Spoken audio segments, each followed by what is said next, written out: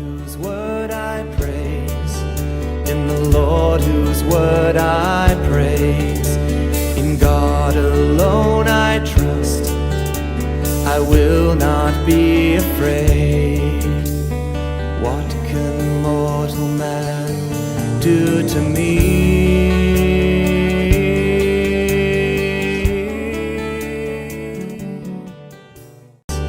In the Lord whose word I praise, in God alone I trust, I will not be afraid. What can mortal man do to me?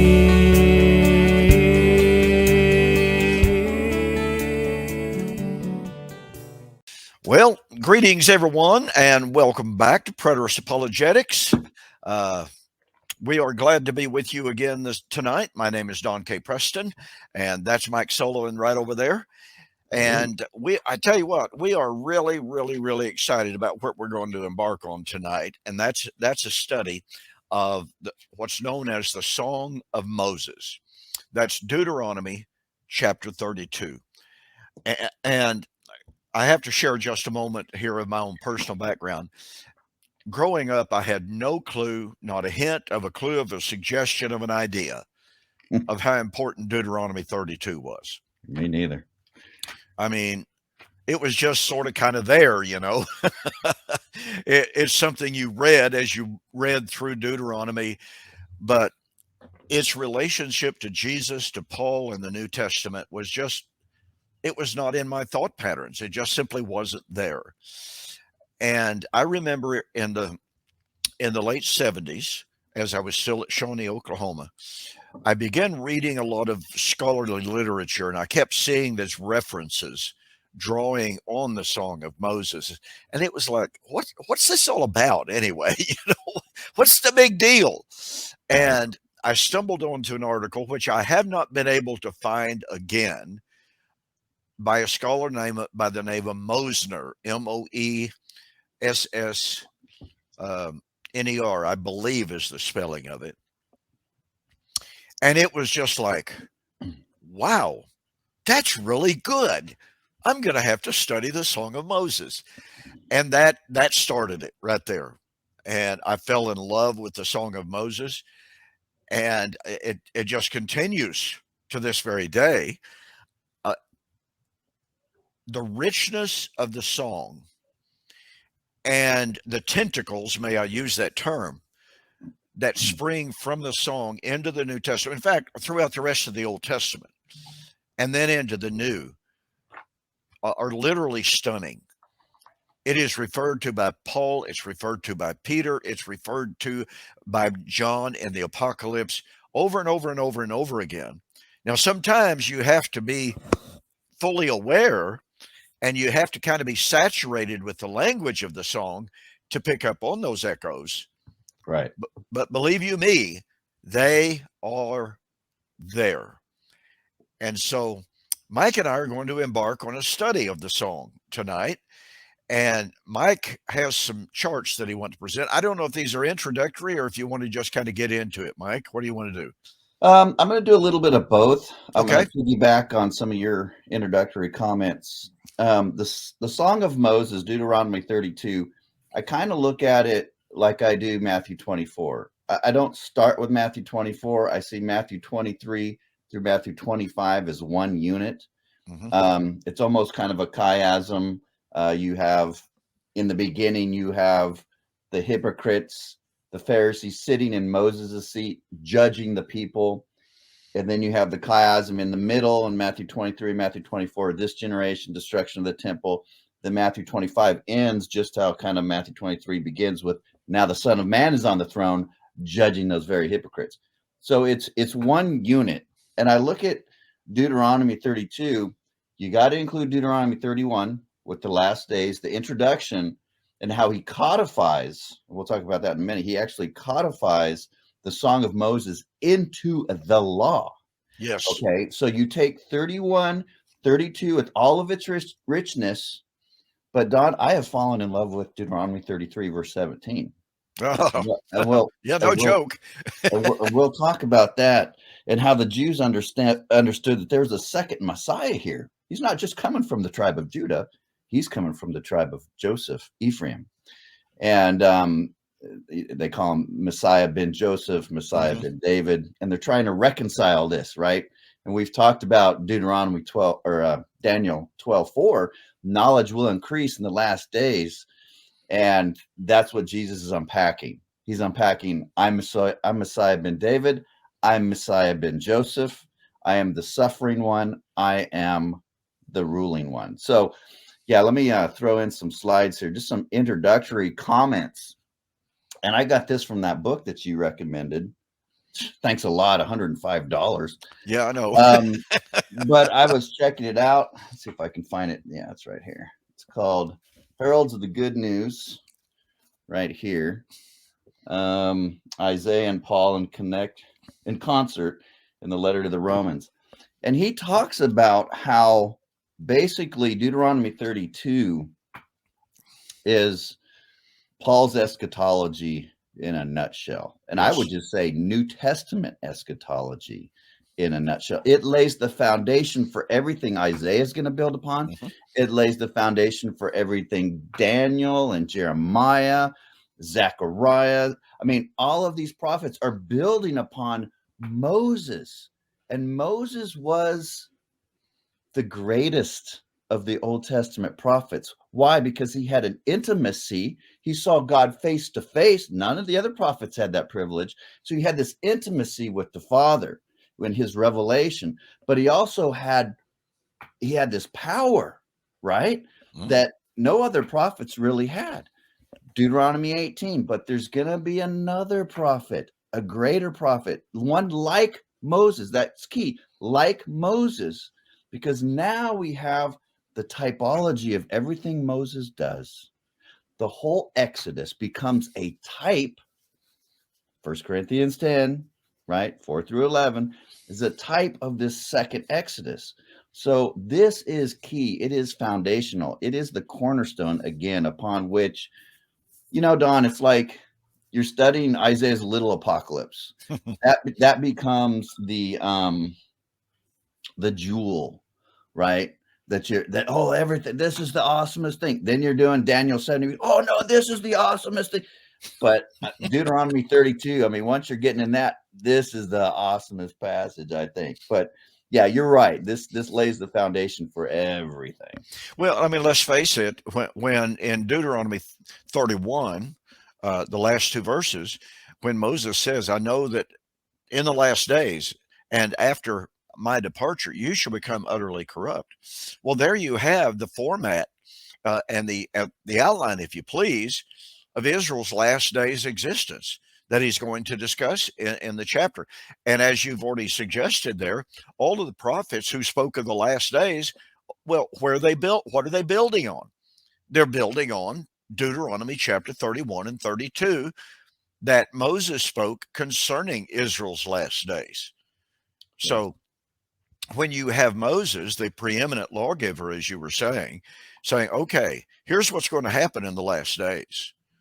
And then twice in the song itself, oh, that they were wise, oh, that they were considered, what their last end will be.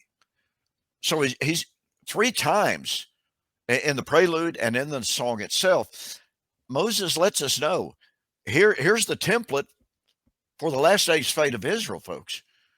And then, as just suggested, all the other prophets who are building on or speaking of the last days, we know exactly where they got that from. They didn't just conjure it up out of the air. They're building on Moses. And then when Jesus comes and says, Matthew 13, verse 17, many prophets and wise men have desired to see the things which you see and have not seen them, to hear the things which you hear and have not seen them, the very things that the angels desire to look into.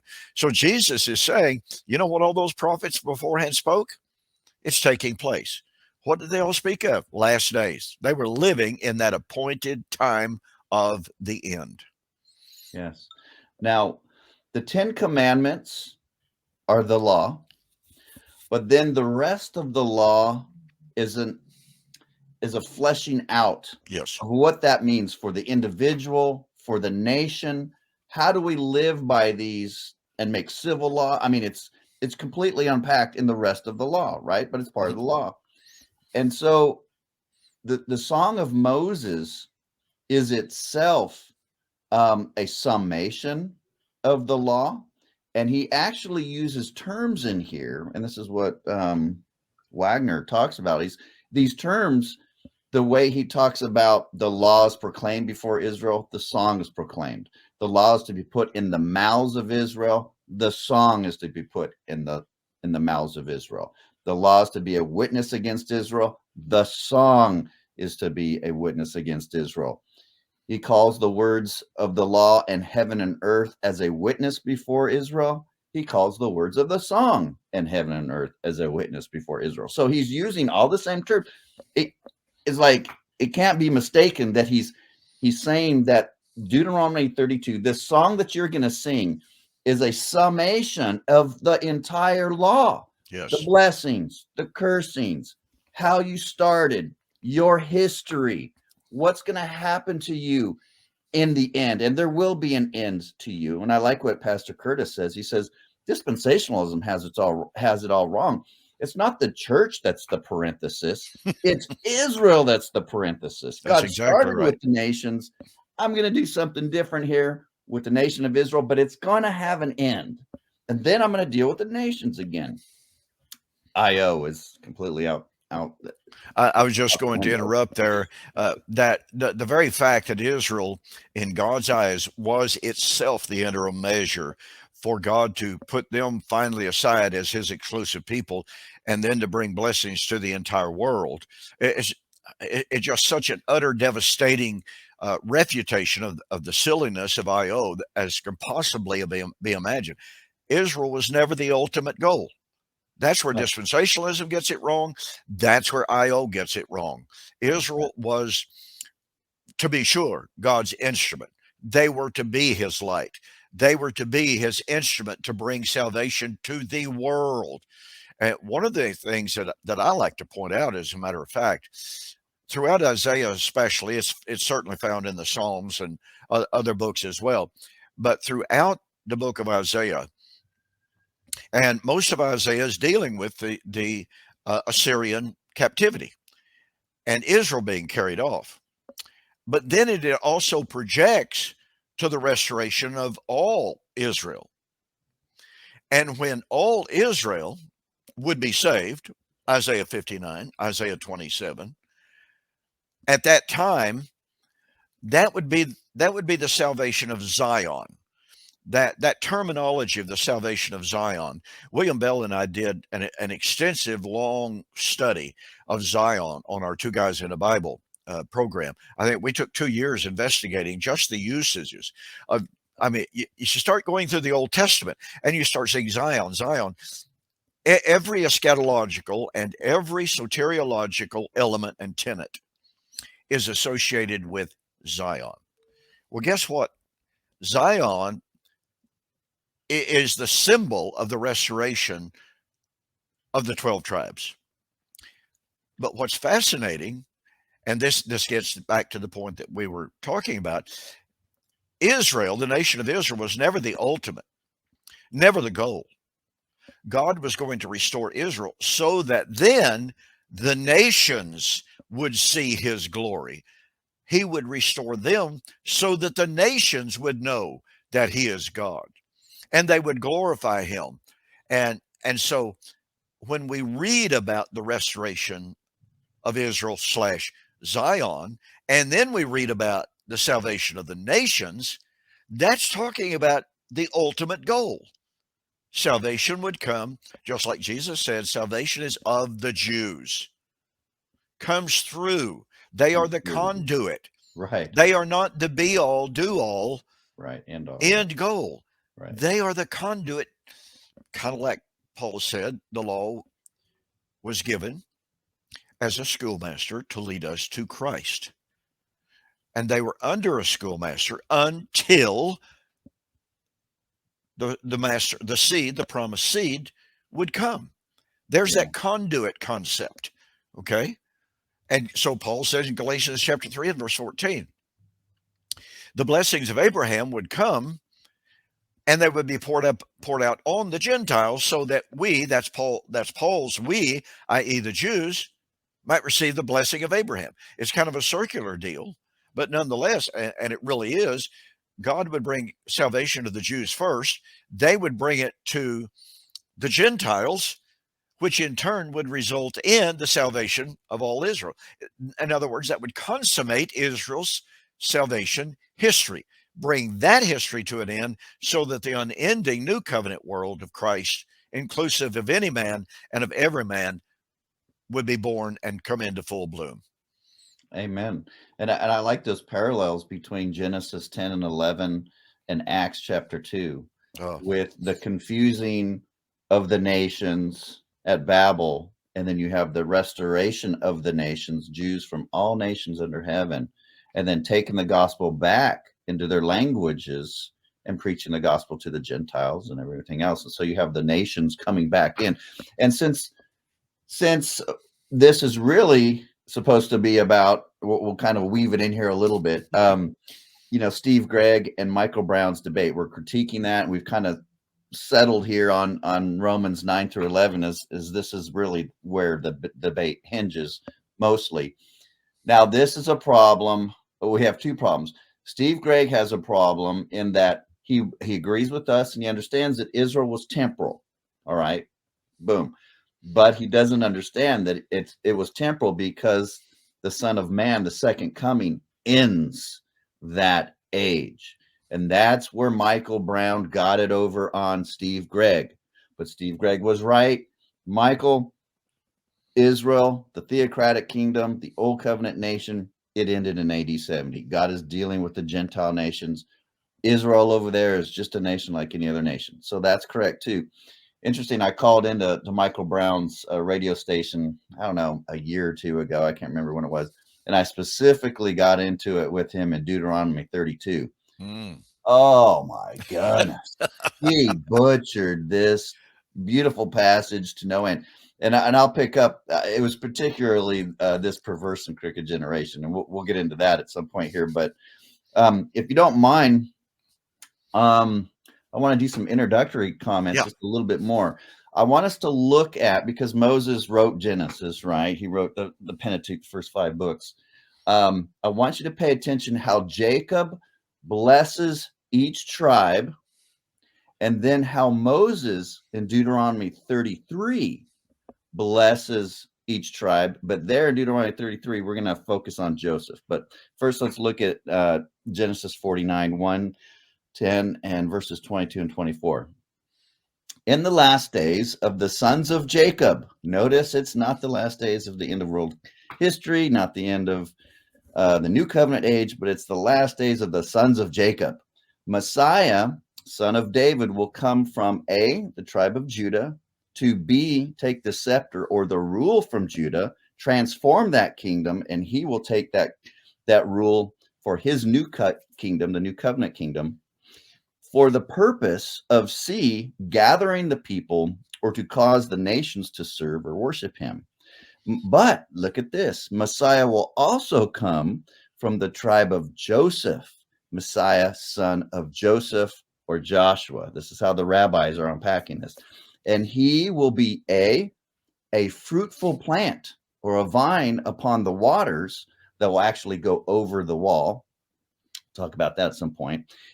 And from will come, this is beautiful, a shepherd rock, or in the Septuagint, a mighty kingly conqueror. The Septuagint takes both of these words for Messiah, a shepherd and a rock, and they combine it to a conqueror. So we have a mighty conqueror coming from the tribe of Judah, and we have this mighty conqueror coming from the line of Joseph. Now, let's go to see what Moses has to say. Now he doesn't attribute any animal to the tribe of Joseph, Ephraim, and Manasseh.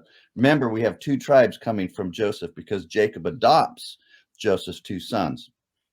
Now look at this, that these come on the head of Joseph and on the brow of the prince among his brothers, a firstborn shore bull. Okay. This was your common bull it was a firstborn bull, so it means it did not do any work. Mhm. Okay, so it had an easy life.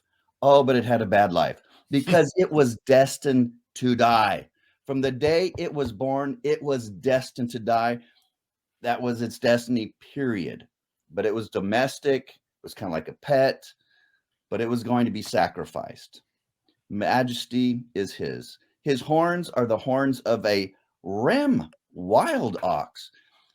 Don, these oxes were almost as big as elephants. They became extinct, but Yes. these things ruled. They had no predators. They were the king. No one messed with these things. And he's saying, this one coming from the line of Joseph, he's going to be he's going to be sacrificed. Now they're trying to work this out in their heads, right? How can Messiah be a shore bull that's going to die, but yet at the same time, this mighty, glorious ox? Now look what he does. With them, he gores the peoples, driving them to the ends of the earth. So he is a conquering, again, he's this conquering shepherd rock, mighty, glorious ox that goes through a transformation of death to conquering. Okay. And so, and these are just, I'm just putting out the parallels here. Messiah David, Messiah Joseph. And remember, Joseph was the firstborn. And then what about Ephraim? What did Jacob do? He switched the hands, right? Mm-hmm. Okay. So this concept of Messiah being the firstborn, well, it comes from the Passover lamb, right, in the Exodus, but it also comes from this. All right. These prophecies of the Messiah specifically would be a firstborn, and he would undergo this transformation. And then we can get into that. But I love that picture, and the rabbis didn't, and this is all through the Psalms. This is a beautiful journey. Let me see if I can get this book. I'll show you guys. It's this one right here. Messiah Ben Joseph by David C. Mitchell. I highly recommend this book. I mean, I don't have that. It's a rabbit hole, but it is one that you are going to be blessed if you do it, because this concept of Messiah is picked up in the Psalms. Oh, yeah. Zechariah. And you're scratching your head going, wait a second, Messiah comes from the tribe of Judah. He's coming from David. But then you have the kingdom split.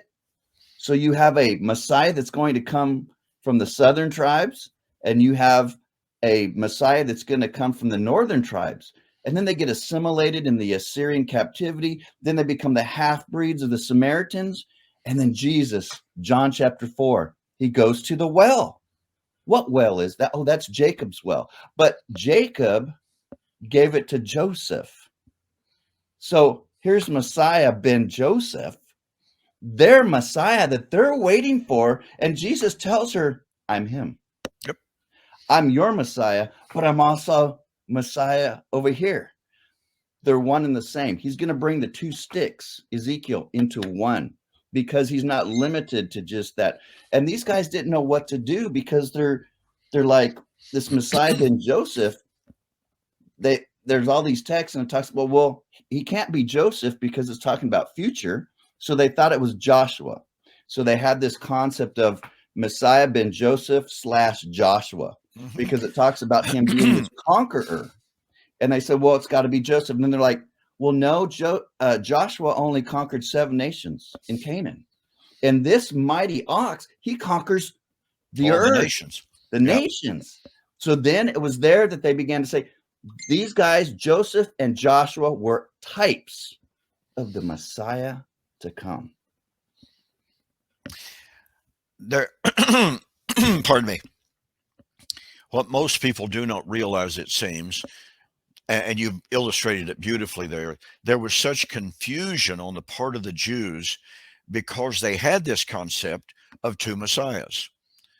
And the Messiah from Judah was, how do I express this, the dominant expectation, but lying in the background was Messiah ben Joseph. And so and then of course they had the expectation of the priest, the great priest, of Melchizedek. Melchizedek. He would come. And then you've got Elijah. He would come. So there was an entire matrix of end times expectation in Israel. And it was what's so very fascinating is this was particularly at a fever pitch in the first century because the rabbis knew Daniel 9, Daniel 2, Daniel 7. They knew that they were living in those days, which of course raises, pardon me, this raises a really interesting issue against the skeptics and even the higher critics. Oh, well, Daniel 2, Daniel 7, even Daniel 9 and Daniel 12. It's about the period of Antiochus Epiphanes. Well, evidently the first century rabbis didn't realize that. Right.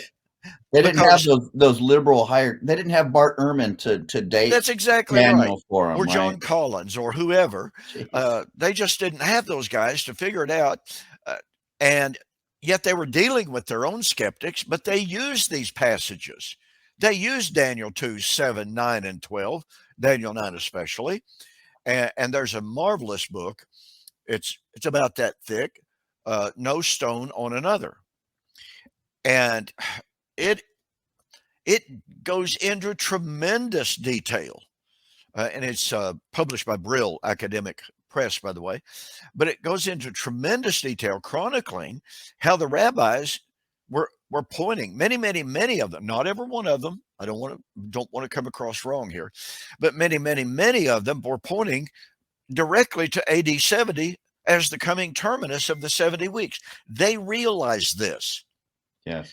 And they knew that that's why, by the way, in John chapter 1, you have the Jews coming out to John saying, "Who are you? Are you the Messiah?" No. Well, are you the prophet? No. Well, then who are you? Because they had all of these different concepts, and they felt like almost contradictory expectations. Well, is it Judah or Joseph? Is it prophet? Is it priest? Is it who in the world is coming? Well, we know someone is, and the time is right. Yeah, and this is something that I address in my book, Armageddon Deception. I wanted to get it in print, and I did. And, I piggybacked off of Margaret Barker's article on the Jubilee. Oh, yeah. And she points out that the Jew took the 70 weeks. And we focus on the end because we can see that the end is AD 70 clearly. That's what he says. It's about your people and the destruction of the nation. That's the whole point of it. But we rarely kind of talk about how the Jew understood its beginnings. Was it a figurative 490 years? Was it a literal? And she points out, and I've looked at scholars, that a lot of the Jews looked at their calendar, not the Gentile calendar. And there's a 160-year difference between the two. I remember you pointing that out. Yeah. And they started the count with the destruction of the first temple, and that 70 years of captivity, they included that into the whole 490 years. So if you look at 420 to AD 70, it's a literal 490 years right there. And so they counted that they saw the 490 years as 10 jubilees, 10 times 49. Correct. Okay. So they understood that Messiah would come in that 10th jubilee. And Margaret Barker talks about there was all this messianic fervor during this time of the New Testament because they were counting. Now, they didn't know to count by either 49 years or 50 because the jubilee is 2 years. And they didn't know if they should start at 422 or 424. And so but the time was still right. He was going to come between AD 17 to AD 28. That was your period that Messiah had to show up. Now, and Jesus talks about this when he talks about John and Elijah. He says, the Elijah about to come. They were expecting Elijah who was about to come to prepare the way for Messiah.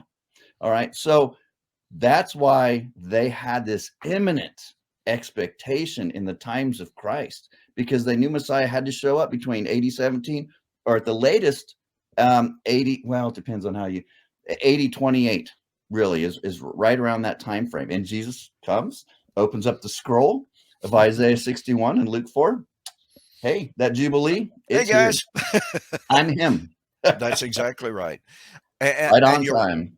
yeah, and this was rather stunning to me early on, when I did not realize there was such an incredibly strong, widespread messianic expectation in the first century.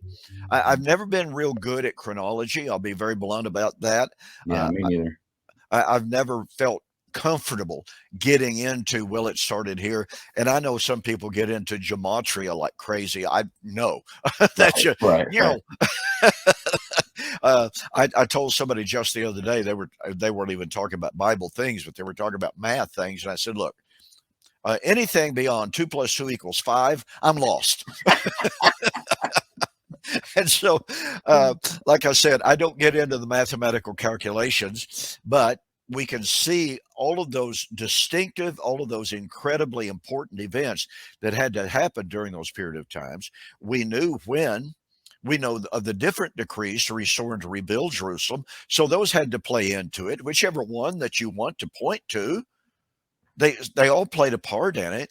So you have these very, very distinctive uh, elements, distinctive activities that had to take place. And people love to disparage the Jews. Just the other day, I pointed out to someone, well, what you need to understand, what is very, very important on the issue, I don't even know what we're talking about now, is that the rabbis, basically all of them that I was aware of, I'm sure there were some exceptions, but the rabbis taught. And I've pointed this out on different occasions. The rabbis taught, the rabbis believed, we have this testimony, et cetera, et cetera. And people come back, well, I don't care what unbelieving rabbis taught. Well, it's easy to just wave your hand and be dismissive of that. But guess what? The same rabbis believed in the coming of the Messiah. Do we take that and just dismiss it? Mm-hmm. Those same rabbis believed that the kingdom was going to come. Do we just dismiss that? Well, we can say they did not understand the true nature of it, but that's not the point. They expected the coming of Messiah. Not only that, but the high priest even knew that one valid interpretation of the Son of Man in Daniel 7:13 was that they had the doctrine of the two powers. Somehow he's God. We don't fully wrap our Don't know minds how around it, but he's divine. Yes. All right. And so although they claim it's blasphemy because he's saying he's God, that was definitely a valid interpretation for the Jews before Christ and before that time. So, yes, we can have even valid understandings from unbelievers about the Messiah, but when the Messiah comes, he's light that has come into the world. But men, the Pharisees, agape, love the darkness rather than the light. Jesus is saying, I'm the fulfillment of all your feasts. I am what you expected. But because of your pride and because of your idolatry with the temple, and most importantly, your love for the power, because I'm going to take the scepter from you, and you don't like that. I'm taking your power from you, and it's going to come to me, and I'm going to give it to a nation bearing the fruits thereof. I'm going to give it to these fishermen and these the prostitutes who love me, right? And so, yes, they have some valid concepts of Messiah. And remember, we hold to a grammatical, historical hermeneutic. We got to lay hold of that historical hermeneutic. I don't care what Bart Ehrman says about the book of Daniel, where he dates it, what he thinks, because he has a bias. And some of these Jews did have biases, but a lot of them were trying to be faithful with these texts. And what I do in my book is I take out all the valid things. I build my case, just like I do with Reformed folks. I build my case with the amillennials. I build my case with the partial preterists. I pack it all together and I say, this is what I believe. And I built my entire case on your arguments. And that's what I did with all the things in the Talmud and their traditions. I said, I didn't cite one Christian. I built my entire case that Jesus is the Messiah based upon what even your understanding of the kingdom, the temple, and so forth. Yeah. Very, very effective way of doing things. It really is. We need to get into Deuteronomy 32. Dude. Do it. Okay. Yeah. So number one, Deuteronomy 31, we want to start there. In Israel's last days, evil will befall them for rejecting God, their rock. Now, he uses rock 4 times. Mhm. Actually, where do you want to start? Do you want to start with verse 1? Give ear, O heavens, and I will speak, and let the I earth really hear. think that we ought to focus on 31:29 here, Okay. because it is the prelude. It's setting the stage Right. for the entire song. Okay. And so we need to understand that Moses, and I've said this many, many times, Moses is not talking about the end of time. Right. Moses is not talking about the end of the Christian age. He is talking about the last days of Israel. You know, I was raised, Mike, believing that the term the last days, that's talking about the Christian age, the entirety of the Christian age. That is the last days, which is Kenneth Gentry's view, by the way. Right. It's very, very common among post-millennial people and all millennialists as well to define the last days as the entirety of the Christian age. The From last days Christ's also, first coming to Christ's second coming. That's the yeah, last days. exactly right. I was taught, believed for many years, that the last days began on the day of Pentecost, because after all, Peter stood up after the crowd accused the apostles of being drunk. Peter stood up and said, "Men of Israel, hear these words. These men are not drunken as you suppose, seeing it's but the third hour of the day. But this is that which was spoken by the prophet Joel, saying, It shall come to pass in the last days, I'll pour out my spirit upon all flesh." So I was taught, well, see, there you have it. Peter said the last days were beginning. No, he said in the last days. While the last days are present, Right. I'm going to pour out my spirit. This is that. This is that. So here we have Moses. And this is a question that jumped into my mind years and years ago as I was struggling with my own concepts of what the last days were. Is that, well, okay, if the Christian age is the last days, and if God was through with Israel at the cross, then why is Moses talking about what happens to Israel in the last days? Here comes the premillennialist Yeah, nightmare on you. that's exactly right. And when I've asked my millennial friends that, you know, you kind of get the deer in the headlight look. It's like, I don't know. And so you just emphasize, look, you, my former millennial brethren, you believe the last days of Israel ended at the cross. So, point number one, if Israel's last days ended at the cross, why are the New Testament writers after the cross saying that what was happening was in fulfillment of Deuteronomy 32, which is about Israel's last days? How does that work out? Yeah. And why was God still talking about Israel's last days long after the cross, if he was through with them at the cross? These are really, really troublesome issues for anyone who identifies the last days as the Christian age. And yet here is Moses talking about Israel. I'm going to tell you what's going to befall you in the last days. Yeah. This is tough. This is troublesome for the And that's traditional what view. Jacob tells the tribes of Israel, the sons of Jacob. What's going to happen in the sons of Jacob's last days, not the last days of world history. And this was a missed opportunity for Steve Gregg.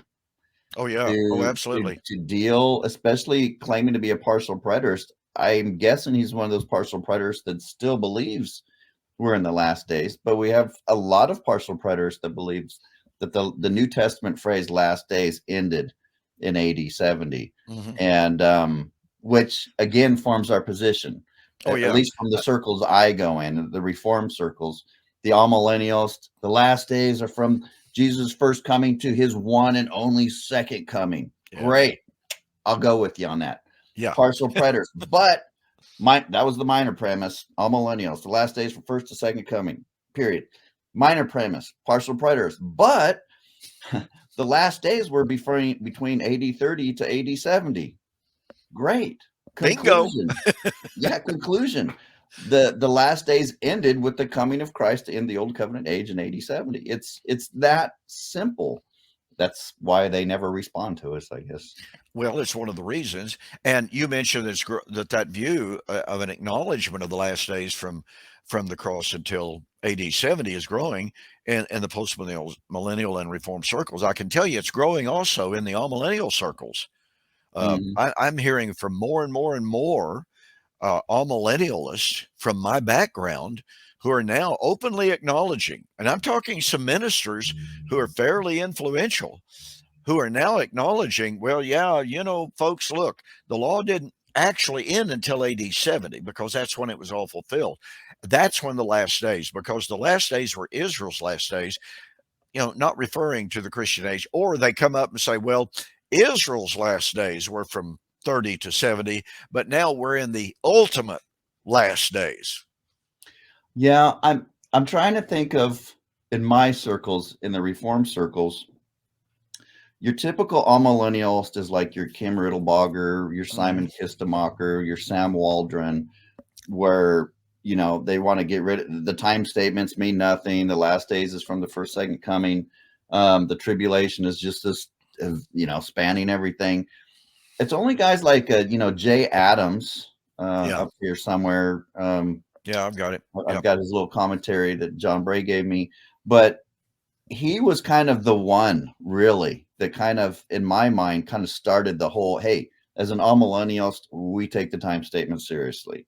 I don't know what he did with the last days off the top of my head, but then you had guys like Beale, G.K. Beale, who was that classic amillennialist that I just defined, but then all of a sudden, Matthew 24:30, it could be 80/70. Yeah.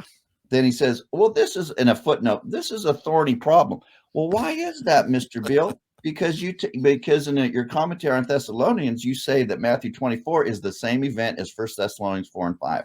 So now if you're saying Matthew 24, that coming was fulfilled in AD 70, now you have to go back and look at those parallels, and you tell me what they mean. But so in my circles, just all to say, it seems to be, although partial preterism is spreading, it seems like they just jump from amillennialism into postmillennialism because they don't want to carry the time text into the amillennialism. It's just like from one system to another. They haven't really, amillennialism just hasn't embraced the time statements and kept amillennialism. Does that make sense? Yeah, I know exactly what you're saying, and like you said, that it's a dichotomy, and it's almost a paradox to go from here to there without considering. Wait a minute, what's the consistency here? Where is your consistent hermeneutic? You're abandoning it over here, but you're adopting it over here.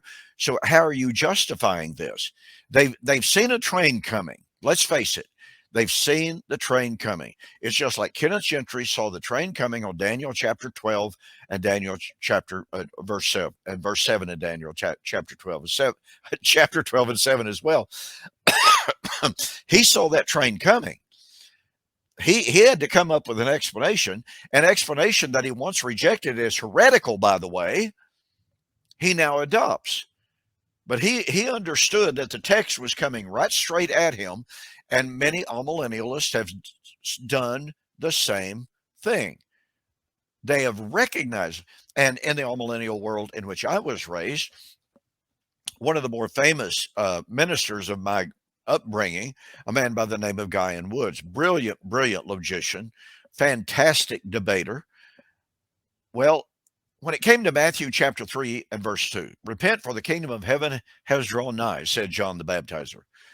Okay, boy, Guy Woods just pounded that. At hand, has drawn near. You can't stretch that 2,000 years. It's ridiculous. It just doesn't work. Strangely enough, and this was one of those, oops, Houston, we have a problem moment for me. Because, boy, I respected Guy Woods like you would not believe. I mean, he was one of my preaching heroes when I grew up. I was reading his commentary on Matthew, read his comments on Matthew 3, verse 2. Powerful. You cannot deny the imminence. James chapter 5, verse 6, the coming of the Lord has drawn near. Same identical Greek word, same identical Greek tense. And he says, well, some have taken this to say that the coming of the Lord, or that James believed the coming of the Lord was truly near 2,000 years ago, but that's not true at all. That is a false teaching. Well, all that John was saying is the coming of the Lord may be at hand. And I'm going, wait a minute. You condemn the vacillation of at hand in Matthew 3:2. And now you're just all over the place on James chapter 5, verse 6. And that's what Sam Frost has done, right? Oh. And these are, guys, these are not small differences. It's like Sam and I kind of got into it a little bit because, and you saw it on his thing where he posted a sermon by Jeff Durbin saying that we're in the new heavens and new earth, and he goes, and people wonder why I went into full preterism. Yeah. And I loved that, by the way. Yeah, I know. It was priceless. And he calls partial preterists like Gentry, who pretty much supports him and hides behind, actually. And he says that, they're hyper, Sam's term for them, hyper partial preterists, and they're inconsistent. And see, the classic all millennialist is going to do that, Don. They're going to sit at a difference and say, wait a second, we see the train coming. Mm-hmm. We see it coming. If we surrender that the last days ended in AD 70, if we surrender all these time texts and the parousia and the coming of the Lord, this technical term for the second coming, if we surrender all that to AD 70, we see the train coming. That means the resurrection, the judgment of the living and the dead, the whole caboodle. It was done in AD 70. So that's where we walking right in the middle of them and say, well, do you guys want to solve this or not? Or are you guys just going to shoot at each other for another 1,000 years? What do you want to do? Yeah, that's exactly right. Okay.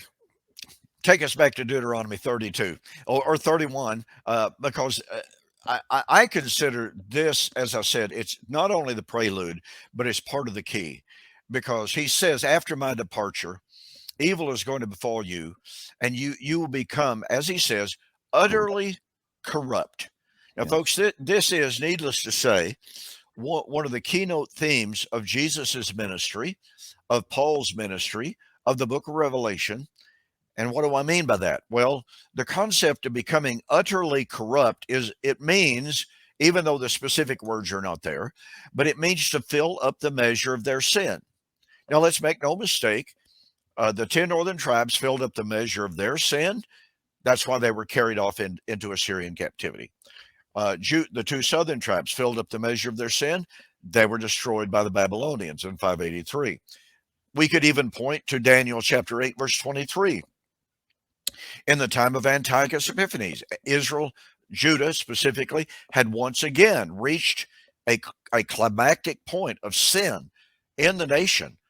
And so Daniel 8:23 talks about them filling up the measure of their sin at that time. Antiochus Epiphanes was a judgment on Israel and I'm using that term Israel now in the all-inclusive manner, but I'm referring specifically to Judah and Benjamin. But nonetheless, Judah and Israel had once again reached that climactic point of filling up the measure of their sin. God used Antiochus Epiphanes to judge them, setting Antiochus forth as a type of what was going to happen in her last days. And then we come to Jesus saying that Israel was going to fill up the measure of their sin, only this time it wasn't just, may I use that term, just that generation. All of the blood of all of the righteous, all the way back to Abel, was going to be vindicated in that generation. And as Mike had turn it previous one there, Mike. Here's the fill up the measure. Yeah, there you go. So you have this concept of, in the song, not only do you have it in 31:29, but you have it in 32:23 and 24, that Israel's sins in this last days period was going to be heaped up and stored up for the time of judgment. By the way, it would be a judgment of a fire that would burn to the lowest depths. In other words, heaven and earth. Yes, let me find that. Well, let's see. Oh, I think it's 8. Yeah, it was 7. Yep, 7. There you go.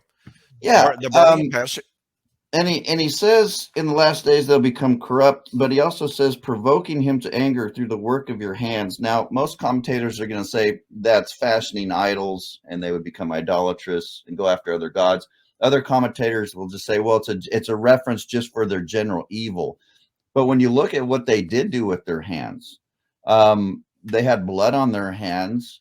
The high priest servants physically struck Christ.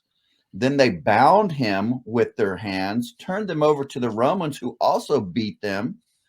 And, then they would beat the Christians. And so with the works of their hands, they're laying hands on the rock, on the Messiah. Moses struck the rock, and he had a pretty serious consequence. He couldn't go into the land. And these folks are striking their own rock. They're rejecting And let's that carry very that rock. forward one step further. What you said is absolutely true. But let's not forget this famous term used. Well, it's found in Daniel chapter 244 that the God of heaven will set up a kingdom. What kind of a kingdom is this? A kingdom not made with hands. This is a rock not cut out with hands. Stephen in the temple, God is not worshipped in a temple made with hands. In Hebrews chapter 8, Christ is the priest over the true tabernacle, not made with hands. And so this concept of the last days, the work of their hands is the physical things of their very worship. They worshiped in the temple with their hands. The temple was made with hands, and everything that they did was the worship of their hands. It became an idol. It became an idol. That's exactly precisely where I was headed. And so when you conflate that with everything that you said, with their hands, they did the evil works. Then you have an evil partnership of made with hands and works of hands.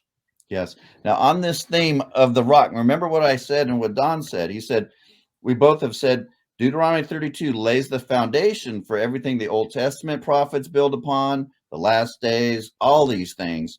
And then the New Testament, right? Well, I had been looking for my book. I mean, I had been looking everywhere because I was reading Deuteronomy 3. I kept saying the rock is Jesus. He is the stone of Psalm 118. He's the stone of Isaiah 28. And I was like, surely I've got to find a rabbi that figured this out, right? Well, I found one. So if you don't mind, let me read this. This is just a few slides here. Altogether, then, the shepherd rock, remember, of Genesis 49, promised to Joseph is a mighty king. The Septuagint agrees, rendering shepherd rock by one Greek word, conqueror. Therefore, the coming one promised to Joseph is like the Shiloh world ruler promised to Judah earlier in the same chapter. He is one whom the nations will obey. And just as the Shiloh ruler is to come after Judah's kingdom, a kingdom which has not ever appeared at the time of Jacob's prophecy, so the shepherd rock is a divinely appointed ruler to come after Joseph's time, but one greater and freer than Joseph ever was. Such an interpretation is not a novelty. I'm quoting someone here. I'm quoting Mitchell, actually.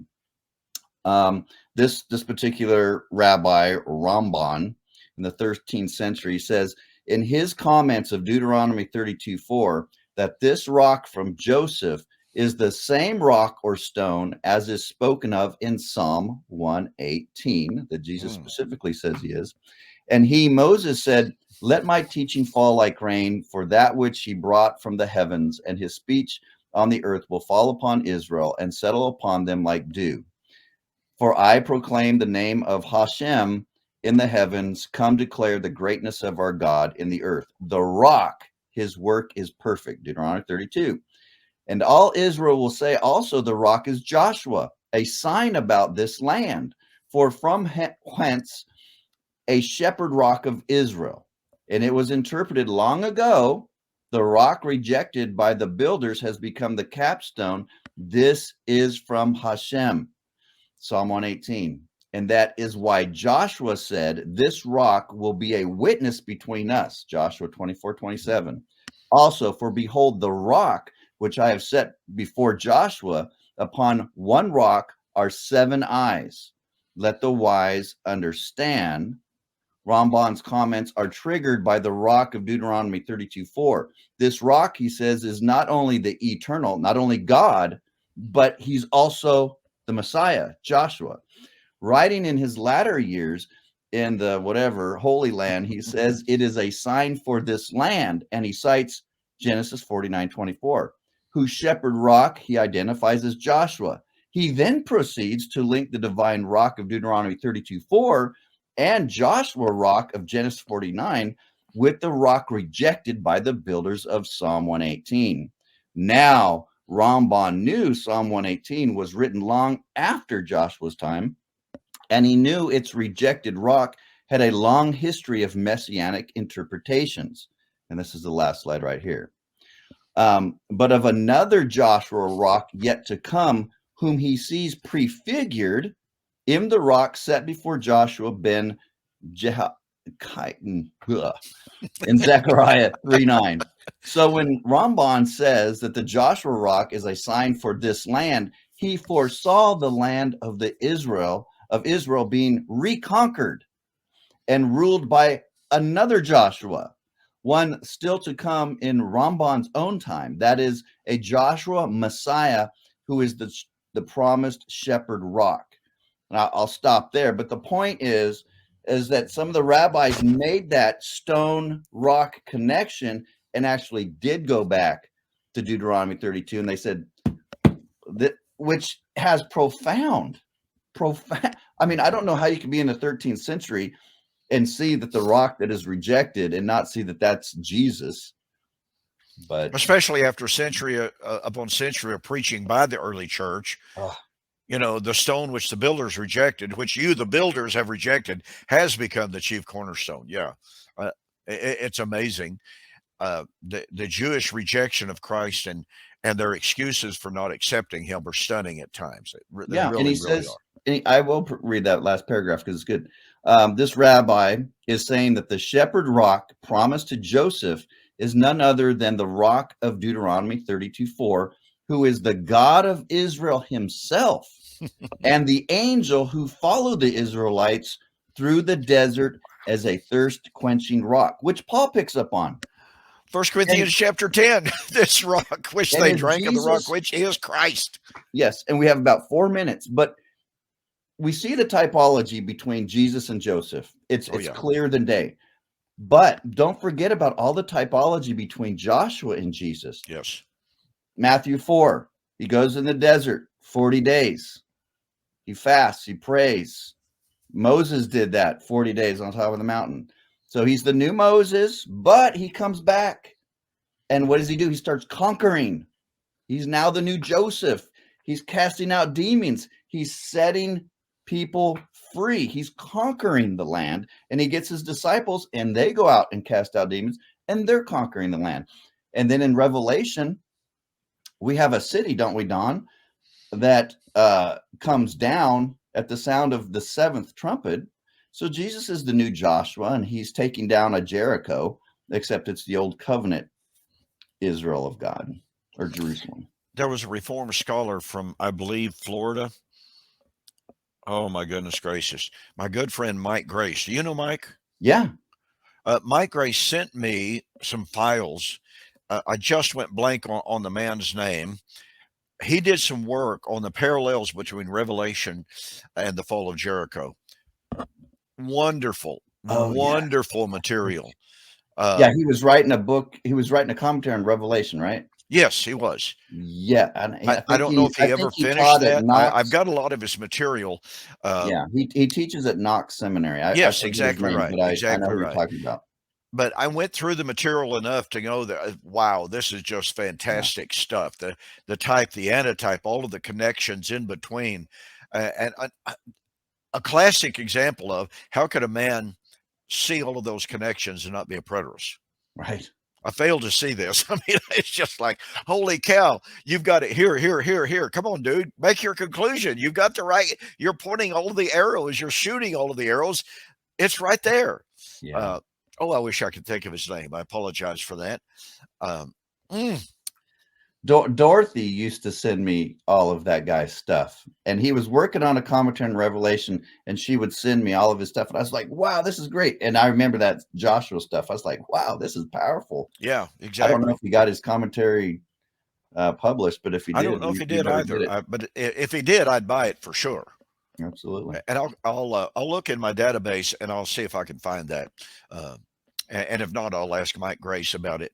And I know that he's got the linkage for a lot of the articles. There was a website with a lot of the guys' work on it too.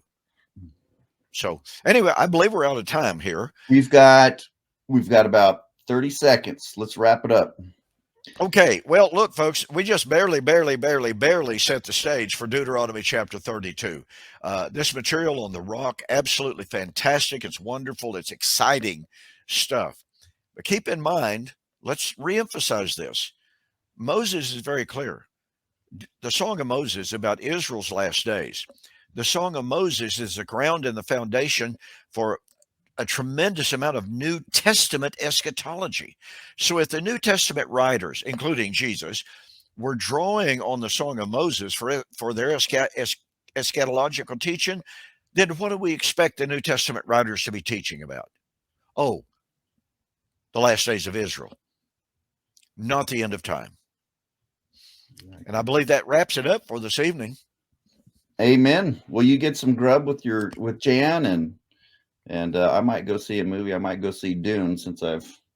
In God whose word I praise, in the Lord whose word I praise, in God alone I trust, I will not be afraid. What can mortal man do to me?